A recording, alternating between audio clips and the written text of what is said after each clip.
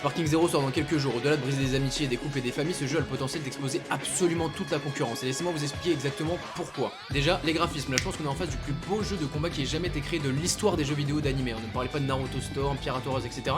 Je pense que là, on arrive au maximum de ce qu'un jeu de combat peut proposer en termes de graphisme. Il y a une raison pourquoi il sort pas sur PS4 ou sur Gearbox, enfin Xbox. Ensuite, les personnages. 182 personnages disponibles. Je sais pas si vous vous rendez compte que tous les personnages de absolument tous les arcs de Dragon Ball sont disponibles. D'ailleurs, quel est votre main sur Sparking Zero? Sachez que si vous avez Whis, Goku Ultra Instinct ou Broly en main, vous êtes des gros racistes. Ensuite, le contenu. Les gars, Sparking Zero, ce n'est pas comme la Belgique. Il y a énormément de trucs à faire sur le jeu, en passant par le mode histoire où tu peux jouer le personnage que tu veux, le mode tournoi, le mode ranked, le mode 1v1, le mode 2v2. Après, on a quelque chose de très important, la fidélité du jeu. Sparking Zero a été fait par de vrais fans de Dragon Ball. C'est simple, toutes les attaques qui sont dans Dragon Ball Sparking Zero ont été inspirées du manga ou de l'anime et reproduits à l'identique dans le jeu. Et pour terminer, le point le plus important, la rivalité. Les jeux Dragon Ball, ça a toujours été pour les mecs un point de repère pour se la foutre entre potes. Et croyez-moi que Sparking Zero, ça a pas dérogé à la règle. Je sais qu'il y a des mecs actuellement sur cette vidéo qui attendent